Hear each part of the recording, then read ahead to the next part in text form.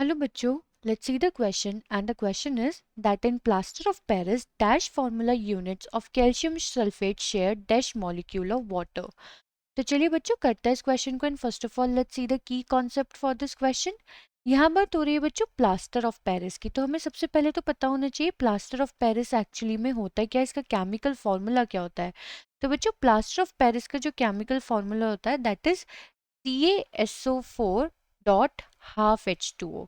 यानी कि इसका मतलब क्या है बच्चों कि यहाँ पे जो वाटर ऑफ क्रिस्टलाइजेशन है, वाटर ऑफ क्रिस्टलाइजेशन वो कितना है, that is half 1/2।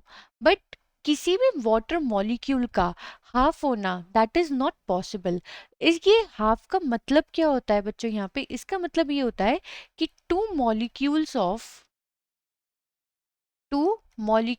Of CaSO4 जो हैं वो शेयर करते हैं that is 1 unit of water. यानी कि हम ये कह सकते हैं 1 यूनिट ऑफ वाटर या फिर हम ये कह सकते हैं 2 molecules of water, 2 molecules of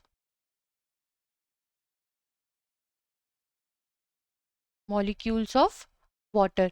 अगर बच्चों 2 molecules of calcium sulphate share कर रहे हैं 1 मॉलिक्यूल ऑफ वाटर, तो यानी कि 1 मॉलिक्यूल ऑफ कैल्शियम सल्फेट के पास कितने वाटर मॉलिक्यूल्स आएंगे, so that will be 1/2 molecules of H2O।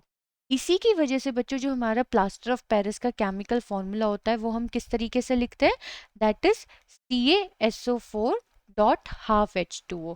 लेकिन अभी हमने यहाँ पे क्या करा, अगर यहाँ पे मैं इसकी 2 से मल्टीप्लाई कर दूँ कंप्लीटली तो ये हमारा किस तरीके से रिजल्ट देगा, that is 2CaSO4 dot H2O। And इसका मतलब क्या हो गया, that 2 units of 2 units of CaSO4 that is calcium sulfate shares 1 molecule of water। And question में हमसे यही पूछा गया है ना बच्चों, that in plaster of Paris dash formula units of calcium sulphate, यानी कि two formula units of calcium sulphate share 1 molecule of water. I hope बच्चों आपको ये क्वेश्चन समझ में आ गया होगा। Thank you.